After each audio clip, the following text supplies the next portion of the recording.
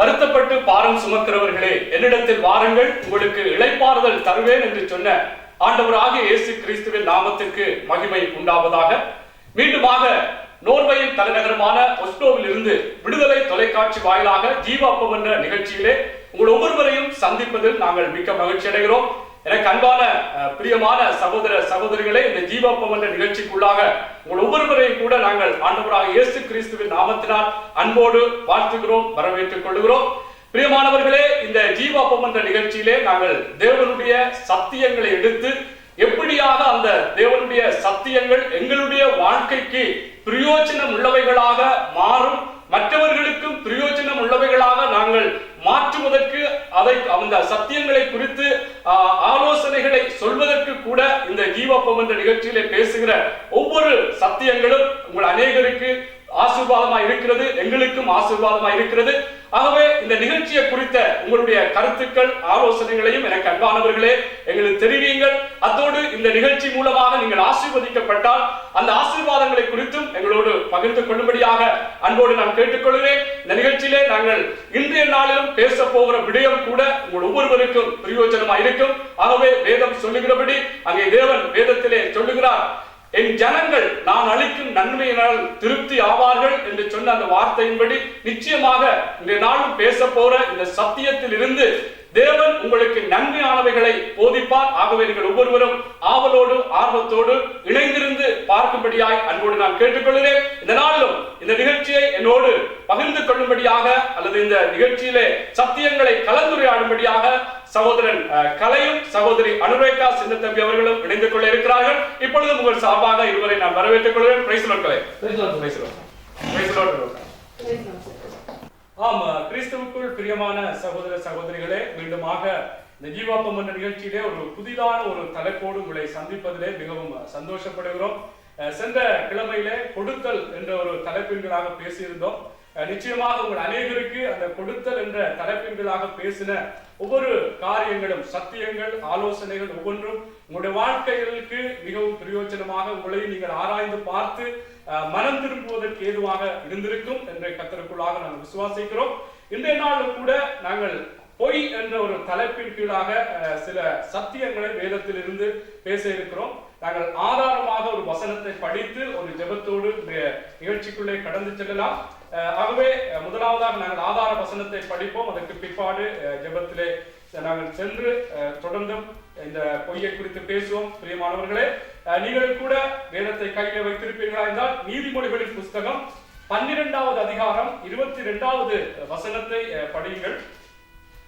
பொய் உதடுகள் கர்த்தருக்கு அருவருப்பானவைகள், உண்மையாய் நடக்கிறவர்களோ அவருக்கு பிரியம். நாங்கள் இப்பொழுதும் ஒரு ஜெபத்தோடு கடந்து செல்லலாம். அனுகா எங்களை நேசிக்கிற எங்கள் அருமையான தகப்பனே, அப்பா இன்றைய நாளுக்காக உமக்கு நன்றி ஆண்டவரே. அப்பா இன்றைய நாளிலும் நாங்கள் பேச இருக்கிறதான இந்த காரியமானது ஆண்டவரே எங்களுடைய வாழ்க்கையிலே கிரியை செய்யும் போகிறது போல ஆண்டவரே, இதை கேட்டுக் கொண்டிருக்கிற ஒவ்வொரு பிள்ளைகளுடைய இருதயத்திலும் ஆண்டவரே இந்த வார்த்தைகள் விழும்படியாக நாங்கள் செபிக்கிறோம் ஆண்டவரே. கர்த்தாவே, நாங்கள் பேசுகிற ஒவ்வொரு காரியமும் ஆண்டவரை விருதாய் போகாத படிக்கு தேவரீர் எங்களுக்குள்ளாக அந்த ஞானத்தை கொடுத்து ஆண்டவரை நீரங்களை நடத்த போகிற அந்த கிருபைக்காய உமக்கு ஸ்தோத்திரம் ஆண்டவரே. கர்த்தாவே, கேட்டுக்கொண்டிருக்கிற ஒவ்வொரு பிள்ளைகளையும் ஆசீர்வதியும் ஆண்டவரே. அவர்கள் கூட இந்த காரியத்தினால் பிரயோஜனப்படும்படியாக ஜெபிக்கிறோம் ஆண்டவரே. நீர் தாமே எங்களை நடத்துகிற தேவன், எல்லாவற்றையும் தாங்கி நடத்தும்படியாய் எங்களை தாழ்த்தி உம்மை உயர்த்தி இயேசுவின் நாமத்திலே ஜெபிக்கிறோம் நல்ல தகப்பனே. ஆமென், ஆமென். ஆமா, இந்த நாள்ல கூட பிரியமானவர்களே பொய் என்ற தலைப்பின் கீழாக பேச இருக்கிறோம். இந்த வார்த்தை நிச்சயமாக அநேகருக்கு தெரிந்த காரியம். அது எல்லோருடைய வாழ்க்கையிலும் கடந்து வருகிற அல்லது கடந்து வந்த ஒரு காரியமாக ஒரு முக்கியமான ஒரு நபராக இருக்கிறார் இந்த பொய் என்ற ஒரு காரியம். மேல நாங்கள் பார்ப்போம் என்று சொன்னால், அதாவது எத்தனையோ காலமாக இந்த பொய்யிலே அநேகர் வஞ்சிக்கப்பட்டிருக்கிறார்கள், அநேகர் இதனாலே வேதனைப்பட்டிருக்கிறார்கள். அதாவது அநேக காரியங்களுக்கு ஆதி நாட்கள்ல இருந்த காரியங்கள் இந்த காலங்களில் பார்ப்போம் என்று சொன்னால் எவ்வளவோ காரியங்கள் இல்லாமல் போய் கொண்டிருக்கிறது, மருவி போய் கொண்டிருக்கிறது. ஆனால் இந்த பொய் என்ற ஒரு காரியத்துக்கு ஒரு தட்டுப்பாடே இல்லாமல் பெருகி கொண்டு வருகிறது சொல்லலாம். உண்மையில பொய் என்று சொன்னால் அதுக்கு ஒரு ஒத்த கருத்தாக சொல்லக்கூடிய ஒரு காரியம். உண்மைக்கு புறம்பான ஒரு காரியத்தை பேசுவது பொய் என்று சொல்லப்படுகிறது.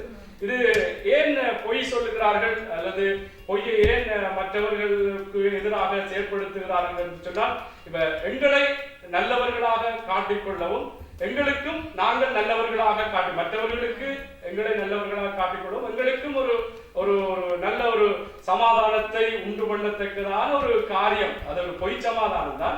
ஆனா பொய்யை அப்படியாக எல்லோரும் அதை பயன்படுத்துகிறோம். உண்மையில பார்ப்போம் சொன்னால், வீட்டுல கூட பெற்றோர்கள் பிள்ளைகளுக்கு பொய்களை சொல்றது. ஒரு சிறு வயதிலிருந்து நான் சில காரியங்களை பார்த்து ஆய்வு எடுத்திருக்க, சிறு வயதிலிருந்து இந்த பொய் ஆரம்பிக்கிறதா சொல்லுகிறார்கள். சிறு வயதிலிருந்து அப்படியாக பொய்யை பார்ப்போம் என்று சொன்னால், கணவன் மனைவிக்குள்ளே போய், காதலிக்குள்ளே போய், இப்படியாக பிள்ளைகள், உறவினர்கள், மாணவர்கள் என்று பார்க்கும் பொழுது இப்படியாக மாணவர்கள் அவர்களுக்குள்ளே பொய்களை சொல்லுகிறதை நாங்கள் பார்க்கிறோம். இந்த பொய்க்கென்றே உலகம் ஒரு நாளை கூட வைத்திருக்கிறது. ஏப்ரல் 1ஆம் தேதி அது பொய்க்குரிய ஒரு நாளாக கூட பிரகடனப்படுத்தி இருக்கிறது. ஆனால் கர்த்தர் சொல்லுற பொய் அவர் வெறுக்கிறார். பொய் உதடுகள் கர்த்தருக்கு அருவருப்பானவை. ஆனால் உலகம் அதற்கென்று ஒரு நாளை வைத்து அதை பெருமையாக கூட செயற்படுத்துகிறது. ஒரு கவிஞர் சொல்லுகிறார், கவிதைக்கு பொய் அழகா. அப்படியாக ஒவ்வொருவருடைய வாழ்க்கைக்கும் இன்றைக்கு அநேகருடைய வாழ்க்கையிலே ஒரு அழகு என்று சொன்னால் பொய்யாக கூட மாறி இருக்கிறது. ஆகவே இதிலே நாங்களும் கூட எங்களுடைய வாழ்க்கைகளிலும் சில நேரம் ஒரு நாள்ல எவ்வளவு பொய்களை ஒருவரும் பொய் சொல்லுவதே பொய். நாங்கள் பொய் நாங்கள் கூட இதுல பேசுகிறோம் என்று சொன்னால் நாங்கள் அதிலிருந்து விடுதலையாக்கப்பட வேண்டும் என்பதுதான் முக்கியமான ஒரு நோக்கம். ஆகவே இந்த பொய் இதிலிருந்து நாங்கள் ஒவ்வொருவரும் விடுதலையாக்கப்பட வேண்டும், முயற்சிக்க வேண்டும். சில வேளைகளில் உடனடியாக எப்படி நான் ஒரு நாள் பொய் சொல்லாமல் இருக்கலாம் என்று யோசிக்கலாம். கொஞ்சம் கொஞ்சமா நாங்கள் இதிலிருந்து விடுதலையாக்கப்பட வேண்டும் என்ற கர்த்தர் அதை அனுபவிக்கிற காரியமாக இருக்கிறது. ஆகவே இந்த பொய்யிலிருந்து நாங்கள் விடுதலையாக்கப்படத்தக்கதான் நிச்சயமா நாங்கள் பேச போற சத்தியங்கள் அநேகருக்கு ஆசீர்வாதமா இருக்கும். நீங்கள் அதை குறித்த விளக்கம் உங்களுடைய எப்படியா இருக்கு சொல்லுங்க. இது உண்மையாகவே இதை பற்றி நாங்கள் பேசுவதா இருந்தால் ஆதியிலே இருந்து சாத்தானுடைய காலத்திலே இருந்து நாங்கள் பேச வேண்டியது இருக்கிறது. ஆனாலும் நான் எரேமியாவிலே இருந்து ஒரு சில வசனங்களை நான் மேற்கோள் காட்டி நான் ஆரம்பிக்க வாஞ்சிக்கிறேன். எரேமியா 9வது அதிகாரம் 3வது வசனம் இப்படியாக சொல்கிறது, அவர்கள் பொய்யை பிரயோகிக்க தங்கள் நாவாகிய வில்லை வளைக்கிறார்கள். அவர்கள் இந்த தேசத்திலே பலத்துக் கொள்வது சத்தியத்துக்காக அல்ல, பொல்லாப்பிலிருந்து பொல்லாப்புக்கு நடந்திருக்கிறார்கள், என்னையோ அறியாதிருக்கிறார்கள் என்று கர்த்தர் சொல்லுகிறார். அப்படியே நாங்கள் கீழுக்கு நாங்கள் எரேமியா அதிகாரம் 9வது அதிகாரம் 8வது வசனத்தை பார்ப்போமா இருந்தால், அங்கே சொல்லப்படுகிறது, அவர்கள் நாவு கூர்மையாக்கப்பட்ட அம்பு, அது கபடம் பேசுகிறது. அவனவன் தன் அயலானோடே தன் வாயினாலே சமாதானமாய் பேசுகிறான், ஆனாலும் தன் உள்ளத்திலே அவனுக்கு பதிவிடை வைக்கிறான். இப்படியாக பொய்யை பற்றி நாங்கள் பார்க்கும் பொழுது அநேகம் காரியங்கள் வேதத்தின் அடிப்படையிலே எங்களுக்கு சொல்லப்பட்டிருக்கிறது. அந்த வேதத்தின் அடிப்படையிலே நாங்கள் 1-2 சம்பவங்களை நாங்கள் பார்ப்போமா இருந்தால், 1 ராஜாக்கள் 21வது அதிகாரத்திலே யெசபேல் எப்படியாக ஒரு காரியத்திலே ஒரு பொய் சாட்சியை பிணைத்து ஒருவனுடைய ஆயுளை, அதாவது அவனுடைய உயிரையே எடுக்கக்கூடிய விதமாக யெசபேல் எப்படியாக கிரியை செய்தாள் என்று நாங்கள் அங்கே பார்க்கக்கூடியதா இருக்கிறது. யெசபேலை எடுத்துக்கொண்டால் அவள் எப்பொழுதுமே ஒரு விக்கிரகங்களை, ஒரு பல்லாத ஒரு மனுஷியாக, விக்கிரகங்களை ஆராதிக்கிறவர்களாக, தீர்க்கதரிசிகளை கொலை செய்கிற மனுஷியாக, இப்படி பயங்கர காரியத்திலே இருந்திருக்கிறாள். அங்கே நாங்கள் பார்க்கிறோம், அவளுடைய கணவன் ஆகாப் நாபோத்துடைய அந்த திராட்சை தோட்டத்தின் மேலே அவன் பிரியமாய் இருந்த பொழுது அங்கே அது அவனுக்கு கிடைக்காத ஒரு சந்தர்ப்பம். அதாவது அங்கே நாபோத் சொல்லுகிறான், என்னுடைய பிதாக்களுடைய சுதந்திரத்தை நான் உனக்கு தருவேன் என்று அவன் சொன்னபடியினாலே அங்கே ஆகாப் அங்கே மன கவலையோடு ஒரு உணவு உண்க கூட முடியாத ஒரு நிலையிலே அவன் அங்கே ஒரு மன சஞ்சலத்தோட இருந்த வேளையிலே அவள் அங்கே எப்படியாக அவருக்கு ஒரு நல்ல ஒரு உறுதியான ஒரு வாக்குமொழியை கொடுக்கிறாள். எப்படி என்றால், நீர் கவலைப்படாதிலும் அது எப்படியாவது உமக்கு நான் கிடைக்க செய்கிறேன் என்று சொல்லி அங்கே நாங்கள் 21வது அதிகாரம் 10வது வசனத்திலே நாங்கள் பார்ப்போமா இருந்தால், தேவனையும் ராஜாவையும் தூஷித்தா என்று அவன் மேல் சாட்சி சொல்லுகிற பேலியாளின் மக்களாகிய 2 பேரை அவனுக்கு எதிராக நிறுத்தி அவனை வெளியே கொண்டு போய் அவன் சாகும்படி அவனை கல்லறியுங்கள் என்று எழுதினாள். அங்கே பாருங்கள், அவள் பெரிய பிரபுக்கள் மத்தியிலே அவள் ஒரு கடிதத்தை அனுப்பி விடுகிறாள். ஆகாப்படினது போல அந்த மனுஷனுக்கு எதிராக ஒரு வழக்கை புனைத்து, அதாவது ஒரு உபவாச கூட்டத்தை ஆரம்பிக்க அல்லது அதை நடத்தும்படியாக செய்ய வைத்து, அந்த உபவாசத்திலே அந்த மனிதனை பொய் குற்றவாளியாக்கி பொய் சாட்சி சொல்ல வைத்து அவனை அங்கே கல்லறியும்படியாக கொலை பண்ணி அதற்கு அப்புறமாக அவனுடைய சொத்தை அங்கே பறித்துக் கொள்ளுகிறார். அப்போ நாங்கள் பார்க்கிறோம், பொய்யுக்கு பின்னால் அநேகம் காரியங்கள் இருக்கிறது, அநேகம் நோக்கங்கள் உண்டு. நீங்கள் சொன்னது போல சில வேளை எங்களுக்கு அதிலே ஒரு பொய்யான ஒரு சமாதானம் கிடைக்கிறது, இல்லையெனில் நாங்கள் ஏதாவது ஒரு நட்பு கிடைக்கிறது.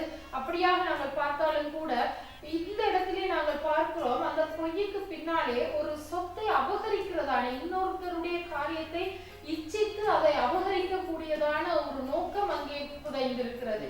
அப்ப அந்த காரியத்தை நாங்கள் பார்க்கும் பொழுது எப்படியாக இது செயல்படுகிறது, எப்படியாக இந்த மனுஷிக்குள்ளாக இப்படி, அதுவும் ஒரு பெண்ணாக இருந்திருக்கிறாள்.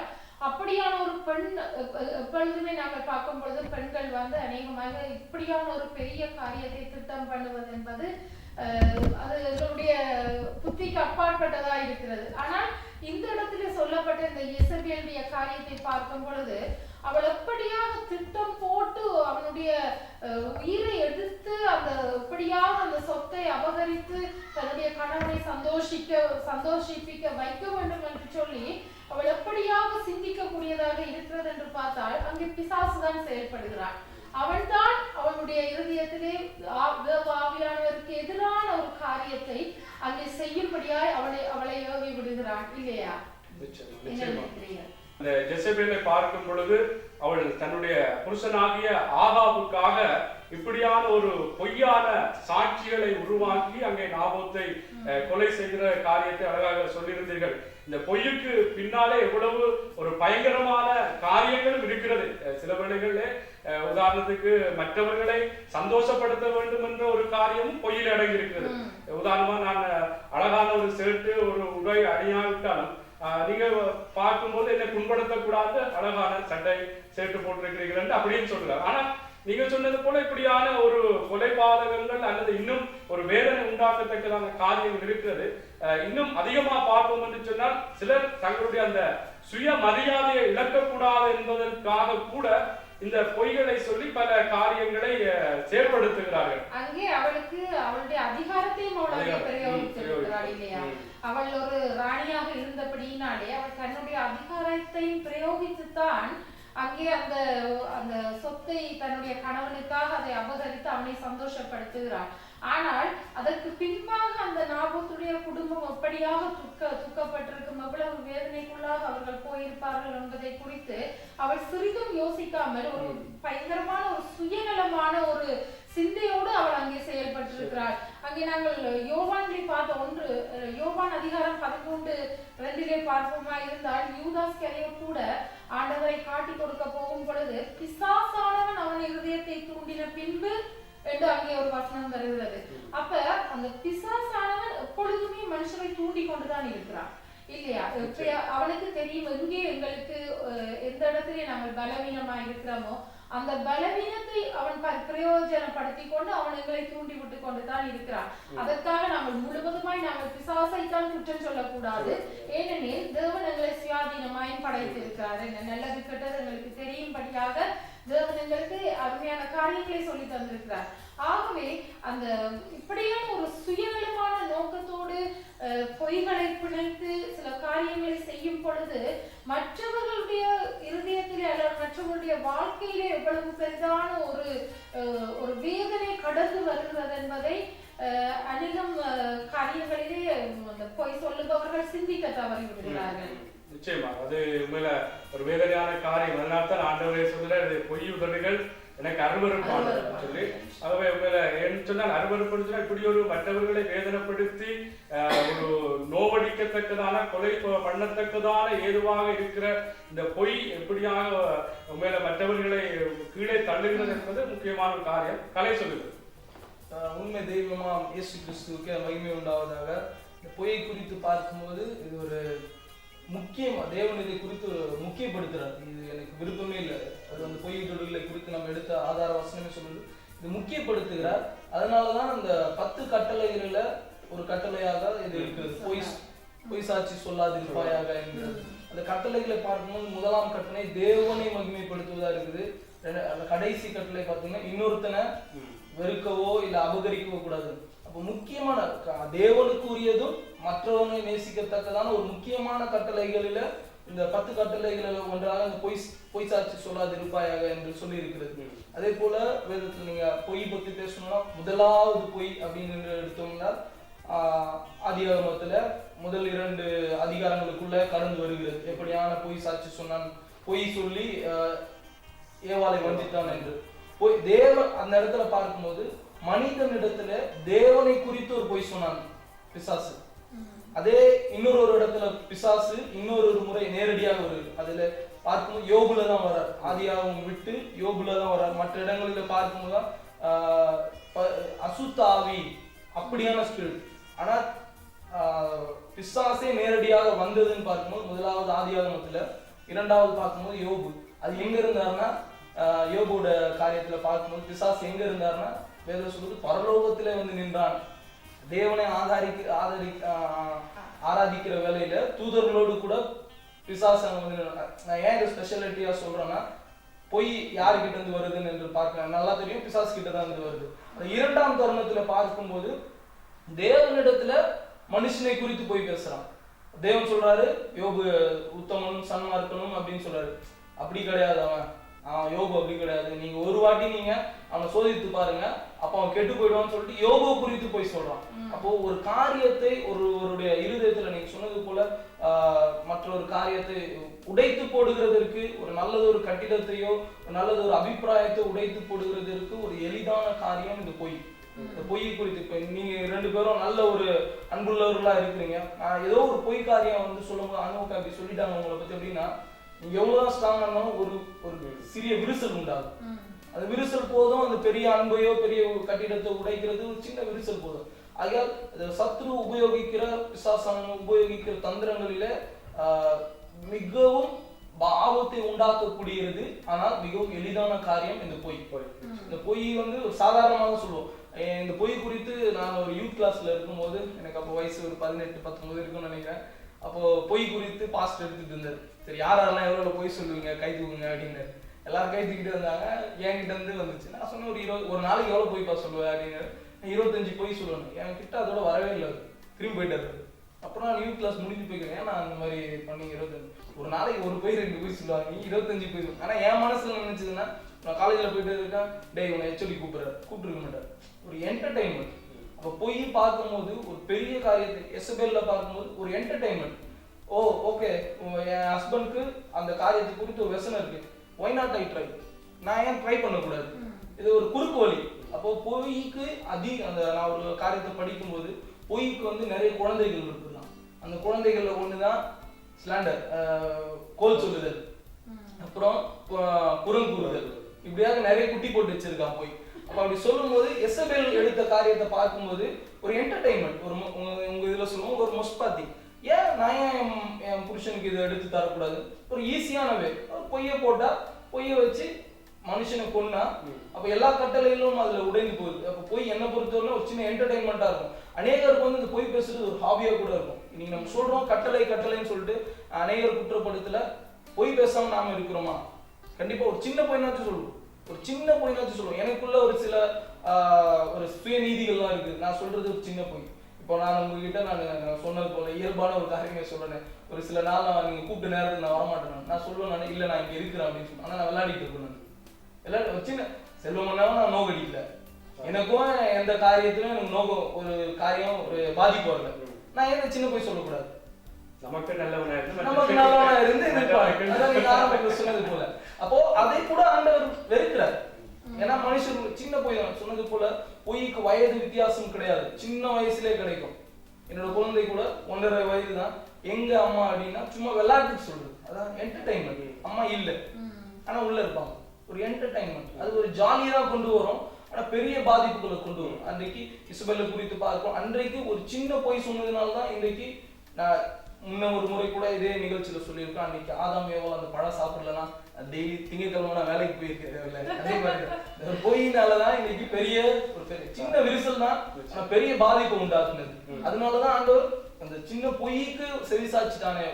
ஒரு ஃபீபிள் நம்மலாம் ஒரு ஹியூமன்லாம் வந்து ஒரு சின்ன பொய்க்கே இப்போ நீங்க 2 பேரும் நான் சொன்ன உதாரணத்துல நீங்க 2 பேரும் அதிக அன்புல இருப்பீங்க, ஆனா ஒரு சின்ன ஒரு பொய் ஆராய்ஞ்சு பார்க்க மாட்டோம். ஆனா ஒரு சின்ன ஒரு பொய் சொன்னா ஒரு யோசிச்சு பார்ப்போம், ஓகே சொல்லியிருப்பாளோ அப்படின்னு வரும். அதுதான் நம்மளோட அப்ப அந்த பொய் வந்து பெரிய வல்லமை உள்ளது, ஆனா ஒரு எளிதான காரியம். பொய்யை குறித்து ஜாக்கிரதை உள்ளவர்களா இருக்கிறோம். ஏன்னா பொய்க்கு பிதாவுமா இருக்கிறான் சொல்லப்படுது. பிசாசுடைய அது கணை, அது ஒரு அம்பு. அந்த அம்பு கண்டிப்பா எல்லாரிடத்திலும் உண்டு. நான் பார்க்கலாம், எனக்குள்ள இருக்கிற ஒரு சில கருத்துக்களை நான் ஒரு என்னோடு கூட இருக்கிற சில குற்றங்களை நான் இதில் சொல்ல விரும்புறேன். அந்த பொய்யில நானும் இதில் அகப்பட்டிருக்கிறேன். அதனாலதான் சகோதரன் தலைப்பு சொல்லும் போது நான் அவருக்கு சூப்பர் அப்படின்னு சொல்லி நான் SMS போடுறேன். இதுல வஞ்சிக்கப்படாதவர்கள் என்று சொல்ல ஒருவரும் இல்லை.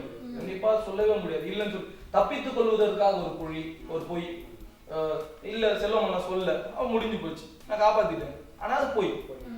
அந்த பொய்யுக்கு அதோட பலனை நான் அனுபவிப்பேன். அதோட பலன் ஆண்டவர் விடுறதா இல்ல, கட்டளைகள் உண்டு. சொல்லலாம் நியாயப்பிரமாணத்துக்கு புறம்பே தள்ளி இது கொண்டு வந்துடும். ஆனா அதுக்கு பொய்யை புறம்பு தள்ளி அப்படி கொண்டு வரும். ஆண்டவர் உண்மையை நேசிக்கிறது. அப்போ பொய்யை நம்ம வெறுக்கணும். நானும் ட்ரை பண்ணிட்டு இருக்கிறேன், அது போவாது. நிச்சயமா நாங்க பேசுகிறோம் சொன்னால் நான் ஆரம்பத்திலே நீங்க கலைச்ச போல கலைச்சது போல நாங்களும் இதுகளுக்குள்ள உட்பட்டு இருக்கிறோம். அதாவது இன்றைக்கு நான் பொய்யிலிருந்து விடுதலை பெற்று விட்டேன்னு சொன்னா அது பொய். கொஞ்சம் கொஞ்சமா இன்றைக்கு நான் 10 பொய் சொன்னேன்னு சொன்னா ஒரு 5 பொய்யை குறைச்சு அது கொஞ்சம் கொஞ்சமா என்னன்னு சொன்னா ஒரு சூழ்நிலைகள் தான் எங்களுக்கு அதை பொய் சொல்ல வைக்கிற. சில வேளைகளை ஒரு வேலைக்கு தாமதமா போயிட்டோம்னா அது ஒரு பொய் சொல்லிடுவோம். ஏன்னா அங்க அவரை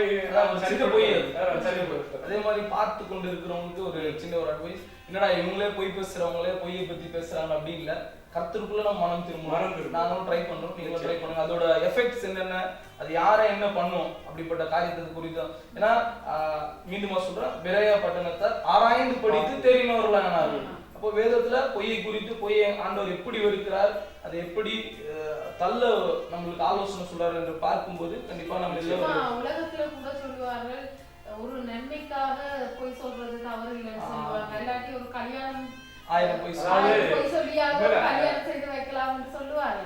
ஆனால் அதன் பின்விளைவுகள் மிகவும் பாரதூரமாக இருக்க கூடலாம். அப்படி நடந்திருக்கிறது சந்தர்ப்பங்கள்ல. நீங்க சொன்னது போல இந்த பழமொழி கூட, அதாவது முன்னோர்கள் அவர்கள் சொன்ன பழமொழி எப்படி சொன்னால் 1000 முறை போய் ஒரு கல்யாணத்தை செய்யுது. அது நாட்கள் போக 1000 பொய் சொல்லி ஒரு கல்யாணத்தை செய்யுது. அப்படியா மாறிவிட்டது.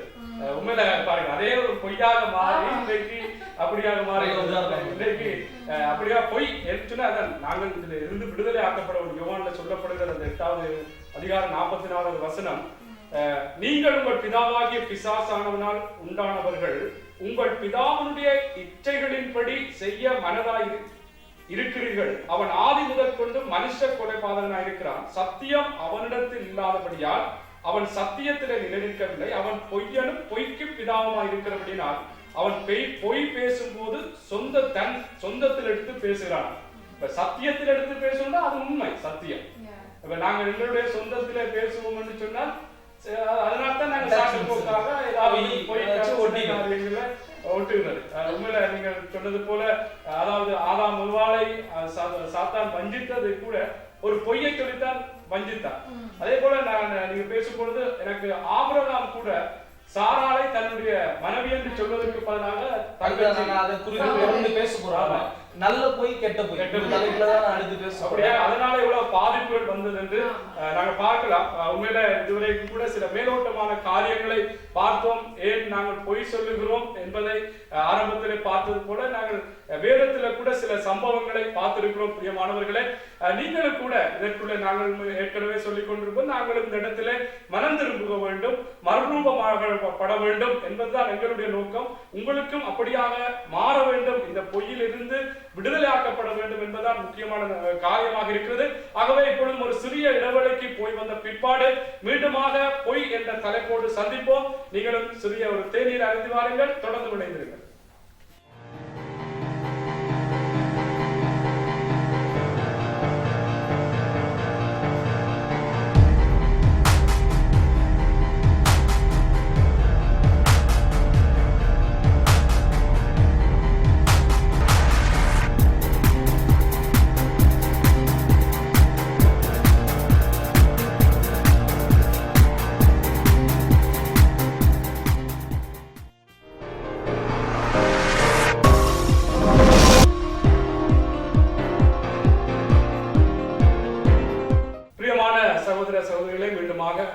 சிறிய இடைவேளைக்கு பிற்பாடு மீண்டுமாக உங்களை சந்திப்பதிலே சந்தோஷம். நிச்சயமாக நீங்களும் சிறிய இடைவேளை எடுத்து மீண்டுமாக இந்த பொய்யை குறித்து அறிந்து கொள்ளும்படியாக ஆர்வத்தோடு அவளோடு இணைந்திருப்பீர்கள். இந்த நிகழ்ச்சியை குறித்து உங்களுடைய நண்பர்கள் உறவினர்களுக்கு தெரிவியுங்கள். அவர்களும் கேட்டு தேவனுடைய இந்த சத்தியத்தை அறிந்து தேவனுடைய அந்த சுபாவங்கள் ஒவ்வொருவருக்குள்ளும் பெருகத்தக்கதாக ஏதுவாக இருக்கும். ஆகவே தெரிந்தவர்களுக்கெல்லாம் சொல்லுங்கள். ஒவ்வொரு புதன்கிழமைகளிலும் விடுதலை தொலைக்காட்சியிலே இது ஒளிபரப்பாய் கொண்டிருக்கிறது. அத்தோடு நீங்கள் யூடியூப் மூலமாக கூட நீங்கள் ஜீவாப்பம் என்று நீங்கள் செக் பண்ணுவீர்களா இருந்தால் எங்களுடைய இந்த ஜீவாப்பம் என்ற நிகழ்ச்சியிலே ஒளிபரப்பாயின ஒவ்வொரு நிகழ்ச்சிகளை நீங்கள் கேட்க முடியும் என்பதை உங்களுக்கு நாங்கள் அறிய தருகிறோம். பிரியமானவர்களை, நாங்கள் பொய்யை குறித்து பேசி வருகிறோம். பொய் எப்படியாக எங்களுடைய நாளாந்த நடைமுறை வாழ்க்கைகளில் எப்படியாக அது காணப்படுகிறது, உலகத்திலே எப்படியாக ஜனங்கள் இந்த பொய்யினாலேயே வாழ்ந்து கொண்டிருக்கிறார்கள், பொய்யே அவர்களுக்கு ஒரு அழகாக மாற்றப்பட்டு கொண்டிருக்கிறது. அந்த பொய்யுக்கென்று ஒரு நாளை கூட வைத்திருக்கிறார்கள் என்றெல்லாம் பார்த்தோம். வேதத்தில கூட நீங்கள் ஜெசபேலை குறித்தும் நீங்கள் ஆதாம் ஏவாள் எப்படியாக சாத்தானால் வஞ்சிக்கப்பட்டான், பொய் சொல்லி சாத்தான் பொய் சொல்லி அவர்களை வஞ்சித்தான் என்பதை கூட நாங்கள் பார்த்தோம். இப்பொழுதும் இன்னும் அதிகமாக பார்ப்போம். என்னென்னு சொன்னால் இந்த பொய்யில கூட சிலர் சொல்லுவார்கள் நல்ல பொய், கெட்ட பொய், பச்சை பொய், சிவந்த பொய் அப்படி எல்லாம் பல பேசுவார்கள். பிரியமானவர்கள், நீங்கள் கூட கதைத்திருப்பீர்கள் அல்லது உங்களுக்கு கூட மற்றவர்கள் சொல்லி இருப்பார்கள். ஆகவே இப்பொழுதும் இன்னும் ஆழமாக சில காரியங்களை பார்க்க இருக்கிறோம். அனோக்கா, நீங்கள் சொல்லுங்கள் இதை குறித்து. அநேகமான காரியங்களை நாங்கள் பேசிக் கொண்டிருக்கிறோம். மிகவும் எங்களை கூட இதை சிந்திக்க வைத்துக் கொண்டிருக்கிறது. நாங்களே அறியாமல் எங்களுக்குள்ளாக அந்த வார்த்தை கிரிய செய்து கொண்டிருக்கிறது என்பதை நான் உணர்ந்து கொண்டிருக்கிறேன். இந்த நேரத்திலும் நான் அந்த முதலாவது நான் ஜெசபேலை குறித்து சொல்லும் பொழுது அவளுடைய நோக்கம் அந்த பொருள் ஆசையா இருந்தது. அதாவது அந்த சொத்தை அபகரித்து தன்னுடைய கணவனை சந்தோஷப்படுத்துற ஒரு நோக்கத்திலே அவள் அதை செய்தார். அதே போல நாங்கள் புதிய ஏற்பாட்டிலே பார்த்தோம் என்றால் அனனியாள் சப்பிராள் அவர்கள் எப்படியாக அவர்களுடைய காணியாட்சியை விற்று அவருடைய சொத்துக்களை விற்று அவர்கள் நல்லதுதான் செய்ய முற்பட்டார்கள். அவர்கள் அதை விற்று மற்ற ஜனங்களுக்கு அவற்றை பிரித்து கொடுக்கும்படியாக முற்பட்டாலும் கூட அவர்களுக்குள்ளாகவும் ஒரு சிறிய ஒரு பொருளாசை கிரியை செய்தபடியினாலே அவர்கள் தங்களுக்கென்று ஒரு பகுதியை வஞ்சித்து வைத்தார்கள். அந்த வஞ்சித்து வைத்த இடத்திலே அங்கே நாங்கள் பார்ப்போம் என்றால் அதிகாரம் 5வது அதிகாரம் அப்போஸ்தலர் 5வது அதிகாரம் 3வது வசனத்திலே பேதுரு அவனை நோக்கி கேட்கிறார், அனனியாவே, நிலத்தின் கிரயத்தில் ஒரு பங்கை வஞ்சித்து வைத்து பரிசுத்த ஆவியினிடத்தில் போய் சொல்லும்படி சாத்தான் இருதயத்தை நிரப்பினது என்ன? அப்ப அங்க நாங்கள் பார்க்கிறோம், பொய் சொல்லும் பொழுது அங்கே நாங்கள் பரிசுத்த ஆவியானவருக்கு எதிராகவும் தான் நாங்கள் செயல்படுகிறோம் இல்லையா? ஆகவே நாங்கள் அந்த பொய்யான காரியம் என்பதை நாங்கள் ஒரு விளையாட்டாக இல்லாட்டி ஒரு மேலோட்டமாக இதிலே ஒரு தவறில்லை என்று நாங்கள் நினைத்து செய்தாலும் கூட அது தேவனுடைய பார்வையில் எப்படியானது ஒரு கொடிதான பாவமாய் இருக்கிறது. அதாவது அவர் எப்படியாக அந்த பாவத்தை அருவருக்கிறாரோ அதே போல நாங்கள் ஆவியானவரிடத்துக்கு அவருக்கு முன்பாக அவருக்கு எதிராகத்தான் நாங்கள் அங்கே போய் சொல்லுகிறோம் என்று சொல்லி அங்க அடுத்த வசனத்தை நாங்கள் பார்க்கோமா என்று இருந்தால் அங்கேயும் சொல்லப்படுகிறது, அதை விற்கும் முன்னே அது உன்னுடையதாய் இருக்கவில்லையோ, அதை விற்ற பின்னும் அதன் கிரயம் உன் வசத்தில் இருக்கவில்லையோ, நீ உன் இருதயத்திலே இப்படிப்பட்ட எண்ணம் கொண்டதென்ன? நீ மனுஷரிடத்தில் அல்ல தேவனிடத்தில் போய் சொன்னாய் என்றார். அப்ப நாங்கள் பார்க்கிறோம், எங்களுடைய சிந்தனைகள் நோக்கங்கள் எல்லாம் எங்களை சுற்றி ஒரு சிறிய ஒரு வட்டத்துக்குள்ளாகத்தான் இருக்கிறது.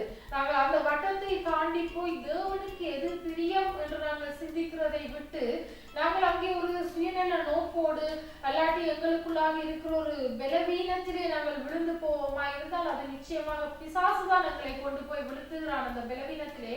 அதே போல அங்கே நாங்கள் தேவனுக்கு எதிராகத்தான் செயல்படுகிறோம் என்று வசனம் சொல்லுகிறது.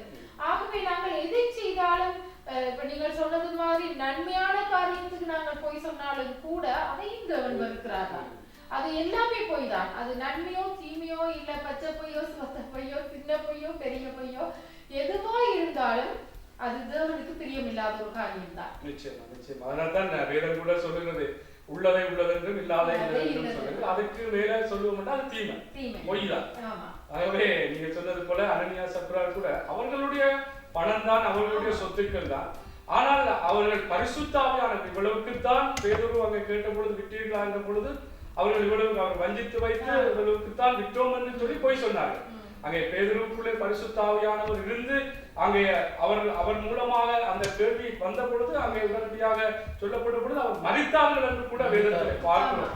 அவர் இப்படியான ஒரு தண்டனைகள் கூட வரலாம். சில வேளைகளில் நாங்கள் பொய் சொல்லிக் கொண்டு நீண்ட நாட்களா இதுவரைக்கும் இருக்கிறோம் என்று சொன்னால் இன்றைக்கு மனம் திரும்ப வேண்டும். நாளைக்கு என்று வேதம் சொல்லுகிறது, அறியாத காலங்களே கர்த்தர் காணாதவர் போல இருக்கிறார். ஆனா இப்பொழுதும் மனம் திரும்ப வேண்டும் என்று எல்லாருக்கும் சொல்லுவேன் என்று சொல்லுகிறபடினாலே இந்த நாட்களிலே நாங்கள் இந்த பொய்யை குறித்து பேசுகிறோம் என்று சொன்னால் நாங்கள் ஒவ்வொருவரும் பிரியமானவர்களே நீங்களும் கூட மனம் திரும்பி நாங்கள் தேவனுடைய சத்தியத்தின்படி நாங்கள் எங்களை விட்டு கொடுத்து தெய்வம் எங்களை பார்த்து கொண்டிருக்கிறார். நான் என்னத்தை பேசினாலும் என்னத்தை கரைத்தாலும் என்னத்தை நான் செயற்படுத்தினாலும் தெய்வம் பார்த்து கொண்டிருக்கிறார். இதற்கு மேலே நான் பொய் சொல்ல முடியாது என்ற சில வேளைகளில் ஆண்டவருடைய பாவ மன்னிப்பு கேட்கும் பொழுது கூட சில அதிலே கூட பொய் ஆண்டவருக்கு கர்த்தர் எல்லாவற்றையும் பார்க்கிறார் இல்லையா. நான் எப்படியான ஒரு நோக்கத்திலே பாவம் செய்தேன் பேசினேன் என்ற காரியத்தை பார்க்கிறார். ஆகவே உங்களை கதை நீங்கள் சொன்னது போல அதாவது நாங்கள் எப்படி ஒருவருக்கு ஒரு காரியத்தை ஒரு சாட்டு போக்கா போய் சொல்றோம் போல நாங்களும் கூட அப்படி சொல்லி இருக்கிறோம். கேட்டுக்கொண்டிருக்க கூட சொல்லியிருப்பார்கள். அதனால்தான் இது நல்ல போய் கூடாத போய் தெளிவா சொல்லிட்டாங்க. அவங்க நல்ல போய் கெட்ட போயில அது மேல எல்லாமே போய் தான் சொல்லுவேன். ஆனா இன்னைக்கு நான் என்னுடைய நோக்கம் எல்லாம் இந்த நிகழ்ச்சியில பேசும்போதெல்லாம் கேட்டுக்கொண்டிருப்பவர்களுக்கு வேதத்தை குறித்து ஒரு தெளிவடைய வேண்டும். இந்த பொய்யை குறித்து வேதம் என்ன சொல்லுகிறது என்று கூட இதுல பார்க்கும்போது இதுல சின்ன பொய் சொல்றான். நான் இப்போ இன்னொருத்தருக்கு காட்டி கொடுக்க வேண்டிய நேரத்துல இப்ப நான் உண்மையா சொல்லணும்னா நீங்க பிழை செஞ்சிருப்பீங்க, ஆனா இல்ல செல்வம் பிழை செய்யல அப்படின்னு சொல்லி நான் மறுத்துடுறேன். ஆனா உங்களை காப்பாத்தி விட்டுருக்கேன். ஆக்சுவலி உங்களை நான் காப்பாத்தி விட்டுருக்கேன். ஆனா நான் பொய் சொல்லி காப்பாத்து அதுல எனக்கு ஒரு சில பேருக்கு அது ஒரு மேன்மை. நான் உண்மை சொல்லியிருந்தா அவன் குடும்பம் என்ன நாசமா போயிருக்கும், இல்ல அவன் வேஸ்டா போயிருப்பான். ஆனா நான் பொய் சொல்லி அவனை காப்பாத்தி இருக்கிறேன் அப்படின்ற ஒரு சந்தோஷத்துல அநேகர் இருந்து கொண்டு இருக்கிறார்கள். நான் பொய் சொல்லாத நிமித்தமாக இன்னொரு இடத்துல பார்க்கும்போது பொய் சொல்லி ஒரு காரியத்தை மறைக்கிறாங்க. ஒரு தீங்கை ஒரு கெடுதலை மறைக்கிறதுனால ஒரு இது வருது. அதே போல சின்ன பொய் சொல்றோம். சின்ன பொய் இதனால என்ன வரும்னு சொல்லி ஒரு நிர்விசாரம் ஒரு அஜாக்கிரதையா இருக்கிறாங்க. நான் வெளியில எங்கேயும் பேசல, சபைக்குள்ளேயே தேவனை அறிந்த ஜனங்களுக்குள்ளேயே நான் சொல்றேன். இது குறித்து ஒரு நிர்விசாரம் இருக்கு. சொன்னது போல அனனியா சப்பீரால் அந்த காரியத்தை நீங்கள் ஒரு பிக்சர் போல பாத்தீங்கன்னா அனனியா வரார். ஃபர்ஸ்ட் வந்த உடனே ஒரு பலிபீடத்திலே வச்சுக்கோங்களேன் வந்து சொல்றார் இந்த மாதிரி ஆமா நாங்க இவ்வளவுதான் வித்துட்டு வந்தோம் அப்படின்னு சொல்றாரு. அவரோட ரியாக்ஷன் நான் யோசிச்சு பார்த்துருக்கேன். ரொம்ப பொய் எப்பவுமே அசலை காட்டிலும் இன்னும் உண்மையா இருக்கும்னு சொல்லுவாங்க. பொய்யை காட்டிலும் பொய் அசலை காட்டிலும் எப்பவுமே இன்னும் உண்மையா இருக்கும்னு சொல்லுவாங்க. அவர் அப்படியே நினைச்சிருப்பார் நாங்க இப்படி போனோம் இப்படி வித்தோம் இவ்வளவுதான் கிடைச்சது வேணும்னா என் ஒய்ஃப் கேட்டு பாருங்க அப்படின்னு கூட சொல்லியிருப்பாரு. செத்து போயிட்டாரு. அந்த இடம் அந்த காட்சி சொல்லுது அப்படியே விழுந்து செத்து போனான். பேது பேசி முடியும் போதே விழுந்து செத்து போனான். ஈவன் ஃபாஸ்டர் தாங்க ஹார்ட் அட்டாக்னு கூட சொல்லலாம், இல்ல ஸ்டிங் பைட்னு கூட சொல்லலாம். ஒரு விஷ தீண்டுன ஒரு மரணத்தை விட அதிகமான சடாரண கீழே விழுந்து செத்து போனார். கொண்டு போயிட்டு அவரை புதைச்சிட்டு வர்றதுக்குள்ள தன்னோட மனைவி தேடி வந்தாங்க. அவர்களும் அந்த பொய்யை சொன்னாங்க. அதுல ஆண்டவருக்கு இன்னொரு வெறுப்பு என்னன்னா பரிசுத்தாவியானவர் இருவரும் ஒருமனப்பட்டார்கள். நீங்க பரிசுத்தாவியானவருக்கு ஒருமனப்பட்டது என்ன அப்படி ஒரு காரியம் இருக்காங்க. அப்ப அந்த ஒருமனம் இன்னும் ஆண்டவரை வெறுப்பேற்றுது, இன்னும் கஷ்டப்படுத்துது. அப்போ அவர் பேசி முடிக்கும் போதே அவர் சொல்றாரு நீ ஒருமனப்பட்டதுன்னு செத்து போனாங்க. அந்த காரியத்தை சொல்லி பார்க்கணும். போயிட்டு வெளியில போட்டுட்டு வந்தவங்களோட கால்கள் இன்னும் தூசி இல்லாம உள்ள வர்றதுக்குள்ள இவங்க செத்து போனாங்க. அப்ப ஆனா நம்ம இன்னைக்கு பழைய ஏற்பாடு புதிய ஏற்பாடு தான் ஆதி அப்போஸ்தலர் காலம். அந்த பொய் பேசுகிறவர்கள் அவ்வளவு தண்டிக்கப்பட்டார்கள். கண்டிப்பா ஆண்டவருக்கு பயந்தார். இன்னைக்கு அநேகருக்கு அது கிடையாது. பொய் பேசுறோம், நான் குற்றப்படுத்தல. பொய் பேசுறவங்க நம்ம துரிதமா ஜெபிக்கிறோம், நல்ல வசனிப்பான காரியத்துல ஜெபிக்கிறோம், பரிசுத்த ஆவியானவரால் நிரப்பப்பட்டு துதிக்கிறோம், எல்லாருமே பண்றோம். இது நம்ம எங்க போய் நிற்போன்றத நம்மள நான் பேசல, நீங்க பேசல, நம்மள நாமளே ஆராய்ச்சி பார்க்க வேண்டிய ஒரு காரியம். நீங்க நான் கூட ஒரு பொய்யை மறைச்சு வைத்து நான் சொன்னது போல ஒரு காரியத்தை வெளியே சொல்ல வேண்டாமே அப்படின்னு சொல்லி நானும் கூட மறைச்சு வச்சுட்டு இருக்கிறேன். ஆனா அது குறித்த சமாதானம் எனக்கு இல்லை. ஒரு சமாதானம் இல்லாமல் இருக்கு.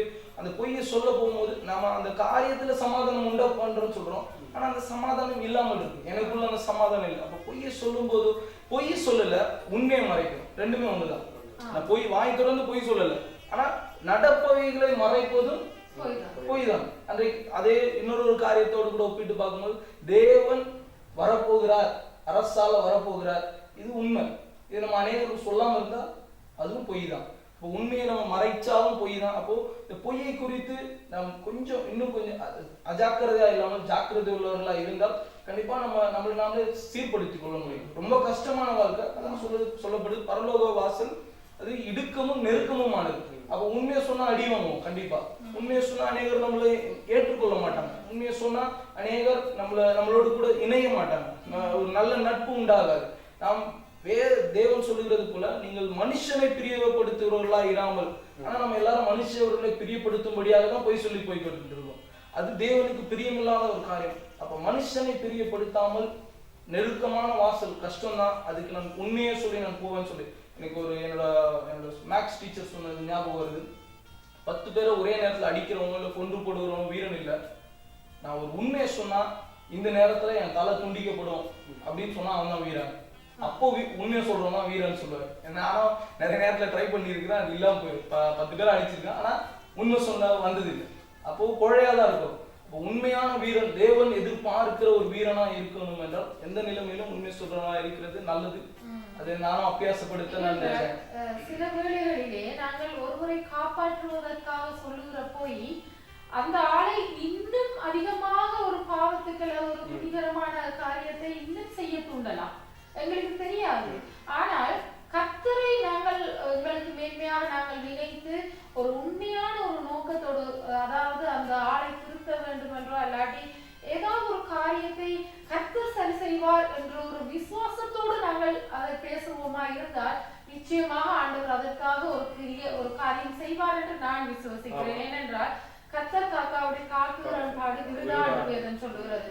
ஆகவே நாங்கள் உள்ளதை நாங்கள் பேசும் பொழுது நாங்கள் துன்பப்பட்டாலும் கூட அது சிறிது காலத்துக்கு பின்பாக அந்த காரியத்தை தேவன் சரி செய்கிறதுக்காக நாங்கள் அதை விட்டு கொடுக்கலாம் என்று நான் நினைக்கிறேன். அதாவது சில வேளைகள்ல நீங்க சொன்னது போல இவர் கலை ஏதாவது காரியத்தை செய்துட்டார், அவங்களுக்கு தெரிஞ்சிட்டு அதை உண்மை சொல்ல வேணும் ஆனா மறைக்க வேணும் என்று போய் உடனடியாக சொல்லாவிட்டாலும் அதாவது ஞானமாக அதை செயற்படுத்தலாம். பொய் சொல்லக்கூடாது, ஆனால் அவர் இப்படியான சூழ்நிலையில் உடனடியில் இவர் பொய் சொல்லிட்டார் என்று சொல்றதை விட இப்படியான ஒரு சூழ்நிலை போன அப்படின்னா இவர் இப்படியா கதைத்து விட்டார் ஒரு ஞானமா என்றால் அதுக்காக நாங்கள் அவர்களை பூசி முழுகிறது என்றல்ல, நாங்கள் ஒருவரை அவரையும் நாங்கள் துக்கப்படுத்தாமல் அவரையும் மனம் திரும்புவதற்கு கொண்டு வர வேண்டும். இப்ப நாங்க பொய்யன்னு சொன்னால் உடனடியா காப்பாற்றுகிற காரியம் கூட நல்ல ஒரு காரியம் என்றால் அவரும் மனம் திரும்ப வேண்டும், அவரும் ஒரு நல்ல ஒரு மனுஷனாக மாற வேண்டும் என்றால் நாங்கள் ஞானமா சில காரியங்களை இப்படித்தான் சவரன் சொல்லும் பொழுது அவர் கேட்கிறவருக்கு ஒரு விளக்கமாக இருக்கும். இவர் பொய் தான் சொல்லிட்டார், இப்படியான ஒரு சூழ்நிலைக்கு போய்விட்டார் என்ற ஒரு காரியம் இருக்கிறது. எங்களுடைய நோக்கம் நன்மையானதாய் இருந்தால் கண்டிப்பாக நிச்சயம் கர்த்தர் அதை ஆசீர்வதிப்பார். ஆகவே பொய்யுக்கு நாங்கள் எதிர்த்து நிற்க வேண்டும். சில வேளைகளில் ஞானமாக அதை நாங்கள் சம்பந்தப்பட்டவர்களோடு கதைக்கும் பொழுது பொய் தான், ஆனால் அதை விளங்கப்படுத்தி காரியங்களை மற்றவர்களுக்கு சொல்லும் பொழுது ஆனால் அவர் மனம் திரும்புவார், கேட்கிறவர்களுக்கும் ஒரு சமாதானத்தை உண்டு பண்ணும். ஆகவே நீங்கள் சொன்னது போல நாங்கள் எழுந்த மாதத்திலே உடனடியாக பொய் இவர் சொல்லிவிட்டார் அல்லது நாங்களும் பொய் சொல்லுகிறவர்களாக இருக்கக்கூடாது. இன்னும் ஒரு காரியம் நீங்க அனனியா சத்ராலை குறித்து சொன்னது போல ஆபிரகாம் சாராளை குறித்து கூட அந்த காரியம் கூட ஏனென்று சொன்னால் அவர் கூட தான் தப்பித்துக் கொள்ளும்படியா தன்னை கொலை செய்து போடுவார் என்று சொல்ற நிமித்தம் அங்கே சாராளை தன்னுடைய மனைவி என்று சொல்வதற்கு பதிலாக தன்னுடைய சகோதரி என்று சொல்லியிருந்தார். ஆனால் பாருங்கள், அவர் அதன் நிமித்தம்தான் அந்த பார்வோன் அவர்களுக்கு அங்கே ஆகார் வேலைக்காரிகளை கொடுத்தார், கணக்கு ஆடு மாடுகளை கொடுத்தார்.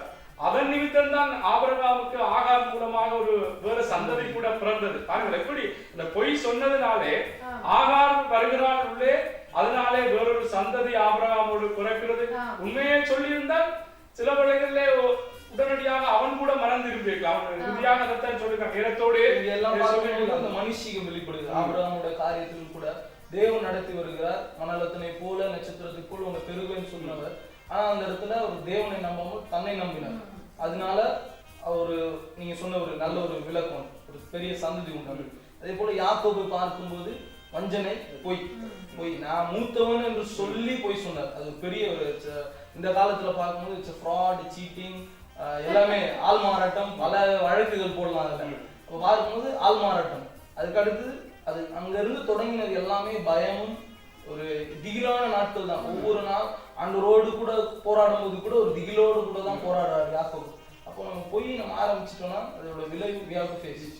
அதாவது உங்களை தேவனுடைய பிள்ளைகள் நாங்க பொய் சொல்லுவோம்னா அது சத்தியத்துக்கு விரோதமான. யாக்கோபு கூட சொல்ற அங்க 3:14 வசனம், உங்கள் இதயத்திலே கசப்பான வைராக்கியத்தையும் விரோதத்தையும் வைத்தீர்களானால் நீங்கள் பெருமை பாராட்டாதீர்கள், சத்தியத்துக்கு விரோதமாய் பொய் சொல்லாமல் நீங்கள் என்று சொல்லப்படுகிறது. அவை தேவனுடைய பிள்ளைகள் நாங்கள் அவரால் மீட்கப்பட்டவர்களா இருந்தால் நிச்சயமா நாங்கள் ஒரு பொய் சொல்லுவோம் என்று சொன்னால் அங்கே சத்தியத்துக்கு எதிராக தான் சொல்லுவேன். சத்தியம் சொல்றது பொய் சொல்றாங்க. அப்ப நான் பொய் சொல்லணும்னா சத்தியத்துக்கு விரோதமாக தான் பேசுகிறோம் என்பது இதுல இருந்து நாங்கள் பார்க்கிறோம். பிரியமானவர்களே, நீங்களும் கூட இதை குறித்து ஆழமாக நீங்கள் கேள்விப்பட்டிருப்பீங்க. அநேக வசனங்கள் இருக்கிறது பொய்யை குறித்து. நீதிமொழிகளிலே பார்ப்போம் என்று சொன்னால் கர்த்தர் அனுமதிக்கிற காரியம் 7 ஒரு பொய் நாவு என்று கூட அங்கே சொல்லப்படுகிறது. ஆகவே இந்த பொய் நாவை குறித்தும் பொய்யை குறித்தும் எல்லாம் ஒரே காரியம்தான். பொய் என்று சொன்னால் பொய் நாவு எல்லா காரியங்களும் அதில் சம்பந்தப்படுகிறது. ஆகவே பொய்யை நாங்கள் விட்டுவிட வேண்டும், அதை களைந்து விட வேண்டும். என்ற பொய்யை நாங்கள் பிணைக்கிறவர்களாக கூட நாங்கள் காணப்படக்கூடாது. என்றால் பொய்களை பிணைத்து அநேகரை வேதனைக்குள்ளாக்குறோம். நாங்கள் நல்ல பிள்ளைகளாக காணப்படுகிறோம்.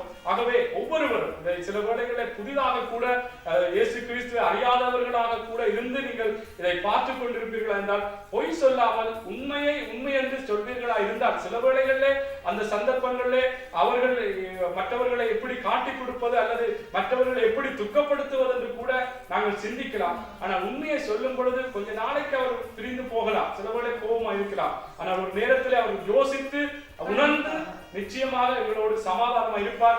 அது ஒரு நீண்ட ஒரு ஐக்கியமாக கூட வளர்வதற்கு ஏதுவாக இருக்கும். ஏனென்றால் இந்த சகோதரன் பொய் சொல்ல மாட்டார், உண்மையாக கதைக்கிற சகோதரன் என்று உணர்ந்து உங்கள் அநேகர் இதற்குள்ளே கடந்து வருவார்கள் இல்லையா? ஆகவே நாங்கள் இதோடு முடித்துக் கொள்ளலாம்னு நினைக்கிறேன். ஏதாவது சொல்ல இருந்தால் சொல்லுங்க. கடைசியாக கேட்டுக்கொண்டிருக்கும் அனைத்து நேயர்களுக்கும் வேதம் சொல்லுகிறது 1 தெசலோனிக்கேயர் 4:8 ஆகையால் அசட்டை பண்ணுகிறவன் மனுஷரே அல்ல, தமது பரிசுத்த ஆவியை நமக்கு தந்தருளின தேவனையே அசட்டை பண்ணுகிறான். ஆகவே நாங்கள் இங்கு பேசிக் கொண்டிருக்கிற ஒவ்வொரு காரியங்களும் எங்களுக்கு பக்தி விருத்திக்கு எதுவாக அமைய வேண்டுமே தவிர இதை நாங்கள் அசட்டை பண்ணி விட்டுகிறேன், எனக்கு பாத்திரம் பங்கில்லை என்று நாங்கள் சொல்லுவோமா இருந்தால் அங்கே பரிசுத்த ஆவியானவரை தந்த தேவனைத்தான் நாங்கள் அசட்டை பண்ணுகிறோம், அவருடைய வார்த்தைகளை தான் நாங்கள் அசட்டை பண்ணுகிறோம் இல்லையா செல்வா? நிச்சயமா உங்களை அருமையாக முடிக்கும் பொழுது சொல்லியிருந்தீர்கள். அதே நிலையிலே எபேசியர்ல கூட ஒரு வசனம் இருக்கிறது, அன்றியும் நாம் ஒருவருக்கொருவர் அவயவங்களாக இருக்கிறபடினா தேவனுடைய பிள்ளைகள் ஒவ்வொரு சரீரம் சொன்னால் அது எப்படியாக கை கால் இருக்கிறது போல நாங்கள் சரீரம் அப்படியாக நாங்கள் ஒவ்வொரு பிள்ளைகளும் இருக்கிறபடினாலே பொய்யை களைந்து அவனவன் புறனுடனே மெய்யை பேசக்கணும், உண்மையை பேசுவோம். நிச்சயமாக அது ஒரு ஆரோக்கியமான ஒரு சபையாக இருக்கும், ஆரோக்கியமான ஒரு சம்பாஷணைகளாக இருக்கும், உறவுகளாக இருக்கும். அது உண்மையில தேவனுடைய வருகைக்கென்றும் நாங்கள் இன்னும் எங்களை தயார்படுத்தி ஒருவருக்கொருவர் இன்னும் உற்சாகப்படுத்தி ஒருவர் பாரத்தை ஒருவர் சுமந்து உண்மையாக நாங்கள் கர்த்தருக்குள்ளே ஜீவிப்பதற்கு ஏதுவாக இருக்கும். ஆகவே நாங்கள் உண்மையை நாங்கள் பேச வேண்டும், பொய்யை அகற்ற வேண்டும். சில வேளைகளில் சிலர் நீங்க பார்த்து கொண்டிருக்கிறவர்கள் சில கேள்வியை கேட்கலாம், எத்தனையோ பேர் பொய்யை பேசுகிறார்கள், நல்லபடியாக வாழ்ந்து கொண்டிருக்கிறார்களே என்பது கூட அநேகருடைய கேள்வியாக இருக்கலாம்.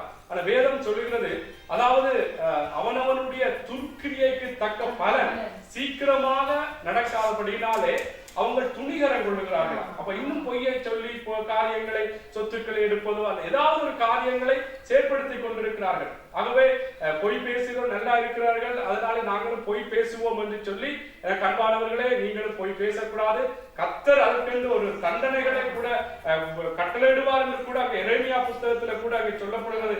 50வது அதிகாரம் 36வது வசனம் சொல்லுகிறது, பட்டயம் பொய்களை பிணைக்கிறவர்கள் மேல் வரும், அவர்கள் பைத்தியக்காரர் ஆவார்கள், பட்டயம் அதன் பராக்கிரமசாலிகள் மேலும் வரும், அவர்கள் கலங்குவார்கள் என்று சொல்லப்படுகிறது. பாருங்கள், பட்டயம் பொய்களை பேசுகிறவர்கள் மேல் வருமா, பைத்தியக்காரர் அவர்கள் என்று சொல்லப்படுகிறது. ஆகவே இப்படியான ஒரு தண்டனைகளுக்குள்ளே நாங்கள் போகக்கூடாது. நாங்களும் இதில் பேசுகிற நாங்களும் நீங்களும் அன்பானவர்களை பொய்யை நாங்கள் விட்டு மெய்யை பேசுவோம். நாங்கள் நாளுக்கு நாள் ஒரு 20 சொன்னது போல நாங்கள் கருத்தது போல 20-25 பொய்யை நாங்கள் ஒரு நாளை சொல்லுகிறோம் என்று சொன்னார். இன்றைய நாட்கள் இருந்து நாங்கள் இன்றைக்கு எத்தனை பொய்யை குறைத்திருக்கிறோம் என்பதை நாங்கள் நாளுக்கு நாள், அதான் வேதம் சொல்லுகிறபடி, இந்த உலகத்திற்கு ஒத்த வேஷம் தெரியாமல் தேவனுடைய நன்மையும் பிரியமும் சித்தமும் இன்னென்று பகுத்தறிந்து மனம் புதிதாகி உங்களுக்குள்ளே மனம் திரும்புதல் உண்டாகி மறுரூபம் அடைய வேண்டும் என்று சொல்ல வேதம் சொல்லுகிறபடினாலே, அப்படியா நாங்கள் ஒவ்வொருவரும் இது கர்த்தருக்கு பிரியம் இல்லை, இது கர்த்தருக்கு சித்தம் இல்லை, இது கர்த்தருக்கு நன்மையான காரியம் அல்ல என்பதை பொய்யை நாங்கள் அகற்றி தேவனுக்குள்ளாக வளர வேண்டும்.